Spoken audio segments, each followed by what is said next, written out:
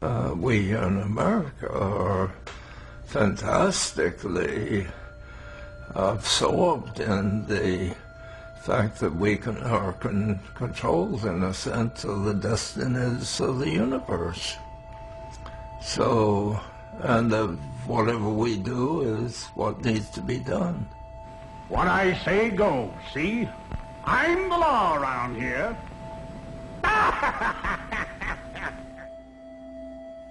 But the belief in the power to control has proceeded on some faulty assumptions about the limits of science. Science has given us a way of understanding the Earth in such a way as to enable us to use the planet. That's the challenge, the use of the planet. And that's the fatal aspect of science, is that science gives us the power, but it doesn't explain how to use the power. I've been confused about technology. I've heard all my life that technologies themselves are neutral, that it all depends on how we use them, that they can be used for good or ill, depending on the wisdom and intelligence of the user. But, as Jerry Mander explains, that's completely wrong. You can do an analysis of every technology and find its beneficial aspects and its negative aspects. The idea that it's just about the way we use it is absurd, because these are built-in factors. As an example, the difference between nuclear and solar is more than in how we use them. Each technology has built-in characteristics that determine how they end up being used, and who uses them, and for what.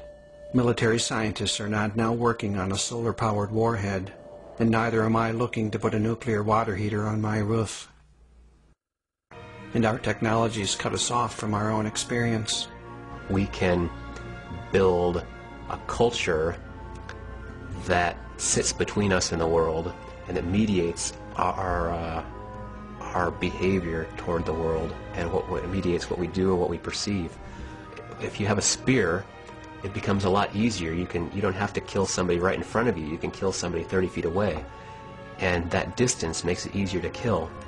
And if you've been sent into war with a B-2 bomber strapped to your back and an array of high-tech sensors at your fingertips, you can kill Iraqis with no more thought or feeling than you might have wasting the Covenant on your Xbox at home. This disconnection from the world, from other people and other creatures, altered our relationships and left us confused and wounded.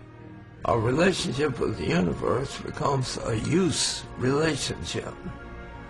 Now that's disastrous. Just like to say to another being, human, you used me, is about as terrible a thing as a person can say. Now the planet Earth is telling us, you used me. At what point do we stop and listen? And if we stop and listen, what will we be able to hear? Disconnection has stopped our ears. The planet's voice barely registers. Our minds are clogged with stories. Central to my understanding of the world is this: all cultures are based on stories. The culture of civilization and empire comes with its own unique set of beliefs and impulses. Listen to some of the stories that have brought us to our present predicament. There's never quite enough. We're innately flawed. It's heresy today to say, let's stop growing. Hard work is morally virtuous. More is better.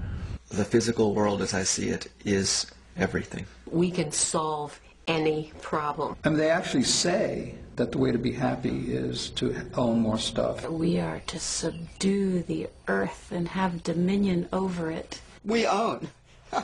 We own the planet. We own everything here. We own these resources. Humans have rights, and nothing else have rights. There are many times in which people just don't want to be told that such and such a place is off limits to them.